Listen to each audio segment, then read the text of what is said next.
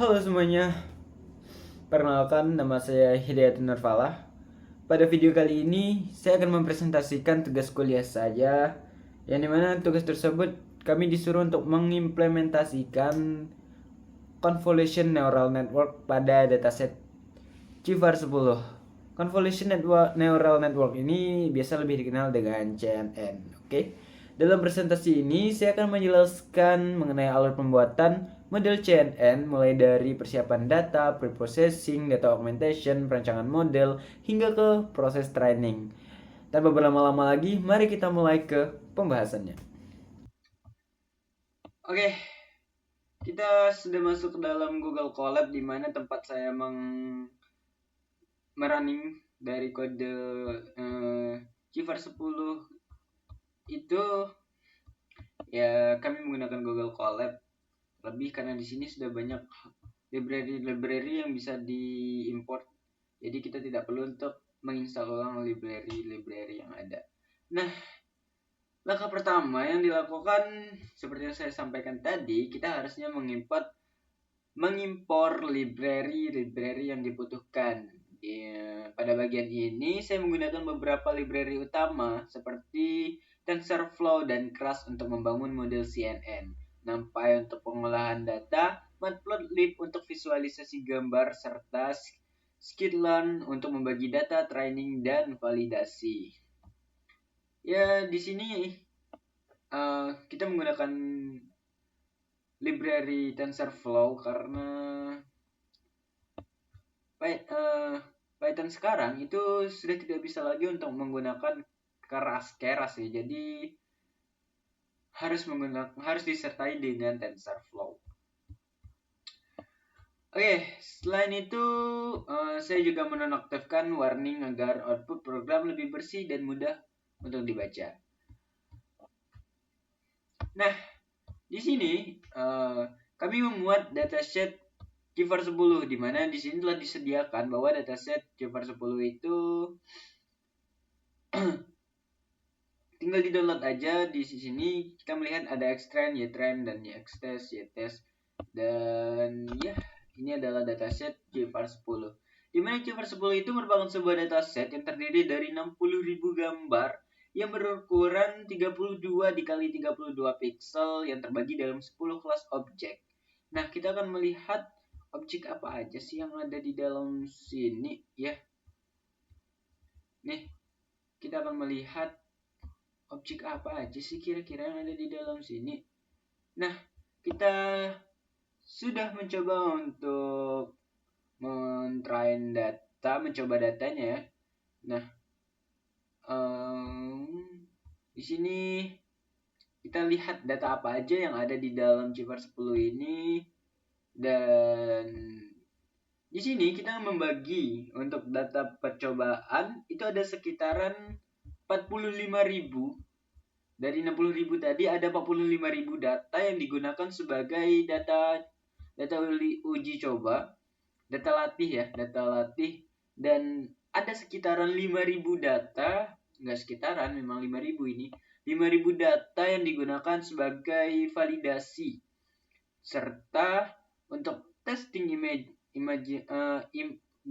testing gambar itu ada sekitaran 10.000 gambar. Ada sekitaran 10.000 gambar dengan ukuran 32 dikali 32. Ya, kita ini ternyata bukan ini ya. Ini adalah kode untuk membagi data-data mana yang akan menjadi data uji, data mana yang akan menjadi data validasi, dan data mana yang akan menjadi data testing. Oke, di sini kita memasukkan,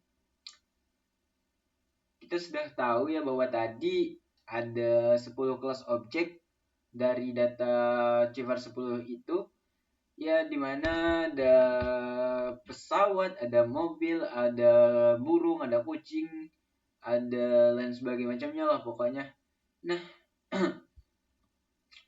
data ini itu udah terbagi secara otomatis untuk data training dan testing tadi. Oke, sekarang kita akan melihat bener gak kira-kira klasifikasinya gitu, klasifikasi dari data ini mobil, truk itu. Nah, ini adalah hasil visualisasinya. Kita bisa melihat di sini ada burung, ada truk, ada kucing, ada kuda, ada truk lagi, ada pesawat. Nah, kenapa gambarnya seperti ini? Ya tujuannya agar lebih mudah dibaca oleh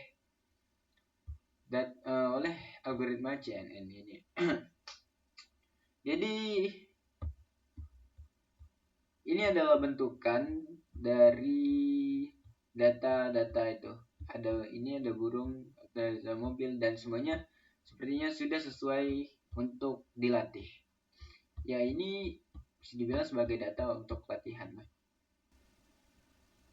Oke, kita udah sampai ke pre-processing data, di mana di sini kita merubah untuk tiap-tiap kategori dari data trend, data validasi, data testing, itu tipe datanya kita rubah menjadi tipe float 32. Lalu kita lakukan normalisasi data dengan menggunakan mean dan standar deviasi. Nah, normalisasi ini bertujuan agar proses training menjadi lebih stabil dan convergent dan convergent. Ya, pada intinya kalau misalkan kita nguji datanya nanti, ini tuh udah stabil. Itu yang menjadi kunci dari kenapa ini harus dibersihkan dan juga dinormalisasi.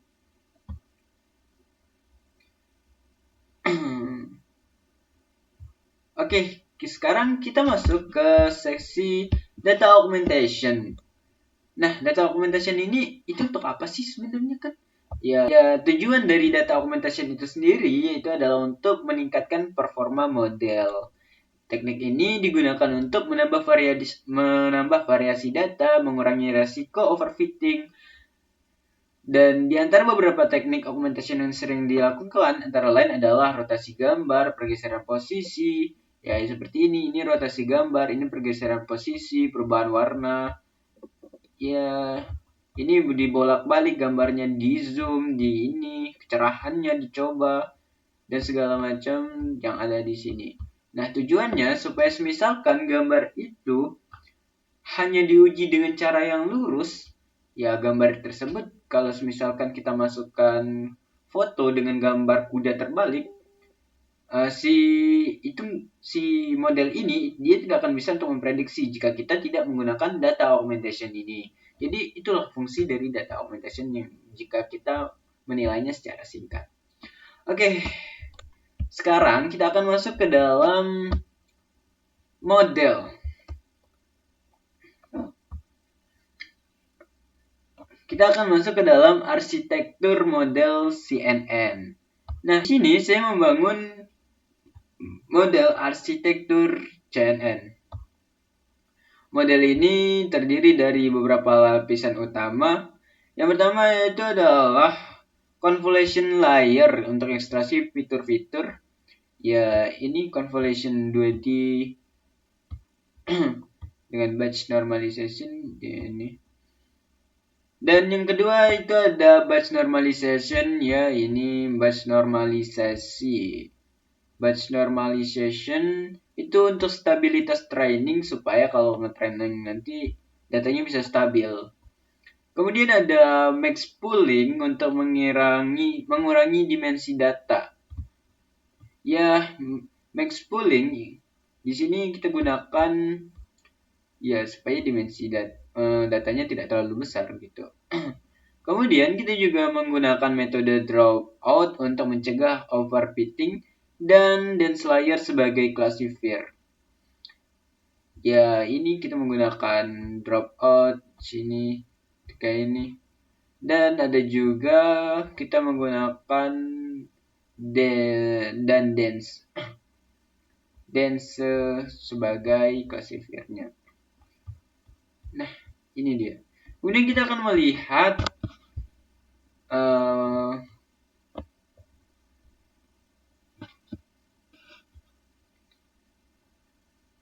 model summary di sini, dimana setelah kita masukkan arsitektur ini tadi, kita melihat ringkasan modelnya terlebih dahulu. Sini ya ada jumlah layernya, ada jumlah parameter, ada juga struktur keseluruhan model. Sebenarnya yang kita lihat itu adalah ini guys, total parametersnya ada berapa besarnya, total layernya ada berapa banyak, ada struktur keseluruhan modelnya. Oke, setelah kita buat arsitektur dan kita lihat summary-nya tadi, ya kemudian kita akan langsung masuk ke dalam proses training model. Di mana proses training model ini akan memakan sesuatu yang sangat-sangat lama. Setelah kita membuat model tadi ya, setelah arsitekturnya udah berhasil dibuat, kita melatih model menggunakan batch size. Batch size ini sebesar 64. Kita juga menggunakan optimizer Adam learning dengan training rate 0,005. Ada juga callback yang berupa reduce learning rate dan early stopping. Tujuannya kalau misalkan datanya udah dirasa cukup untuk dilatih, dia akan secara otomatis berhenti. Nah, callback itu sendiri, dia berfungsi sebagai penyesuaian learning rate secara otomatis, dan seperti yang saya bilang tadi, dia menghentikan training jika model sudah tidak mengalami peningkatan performa. Oke, ini adalah codingannya, dan di sini ada 300 epoch yang digunakan untuk melatih model ini.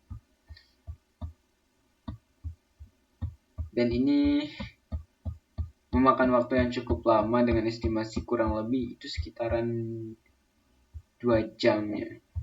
Nah, setelah kita melatih model tadi, kita akan melihat seberapa ini ya akurasi dan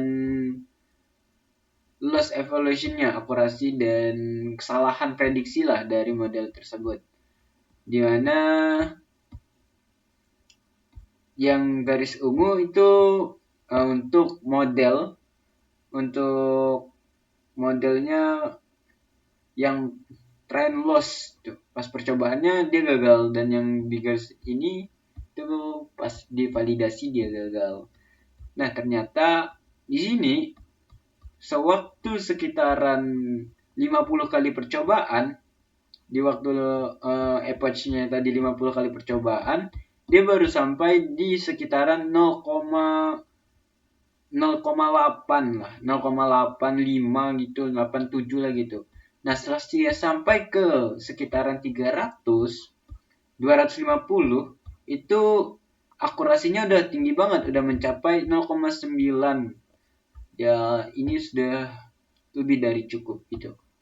Ketika akurasi yang digunakan sudah mencapai angka 9. Jadi semakin tinggi akurasinya, itu berarti modelnya semakin bagus, dan jika semakin kecil dia mengalami kesalahan, maka dia akan semakin bagus juga. Kemudian kita akan mencoba tes akurasi dari model tersebut, dan tes loss-nya kira-kira berapa sih rata-ratanya ya.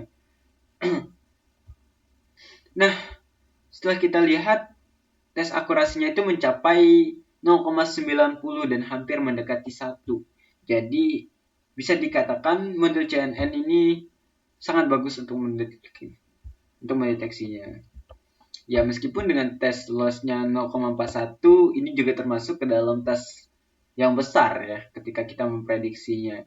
Oke, setelah kita melihat hasil dari tes akurasi dan tes kehilangannya, tes salahnya gitu, kita akan melihat dan langsung mencoba bagaimana jika kita menaruh foto anjing ya, foto anjing. Ini dia foto anjing ini. Di sini saya mengambil foto ini dari FreePic. Kira-kira bisa nggak ya model untuk memprediksi si anjing ini? Nah, sini sudah saya masukkan kodenya. Saya minta tampilkan juga foto si anjing. Dan saya minta untuk model memprediksi apakah ini foto si anjing atau bukan. Dan ternyata setelah diprediksi oleh si model ini, ya dia bisa untuk mengetahui bahwa ini adalah anjing. Oke. Sebagai kesimpulan, pada proyek ini saya telah berhasil untuk mengimplementasikan model CNN untuk klasifikasi gambar dari keyword 10 mulai dari pre-processing data hingga ke pengetesan model. Nah, diharapkan model ini dapat menjadi dasar agar pemahaman saya semakin lebar mengenai computer vision. Oke. Mungkin hanya itu presentasi yang bisa saya sampaikan kepada kalian. Jika ada salah kata, saya meminta maaf. Saya akhiri, wabillahi taufiq wal hidayah. Fastabiqul khairat. Wassalamualaikum warahmatullahi wabarakatuh.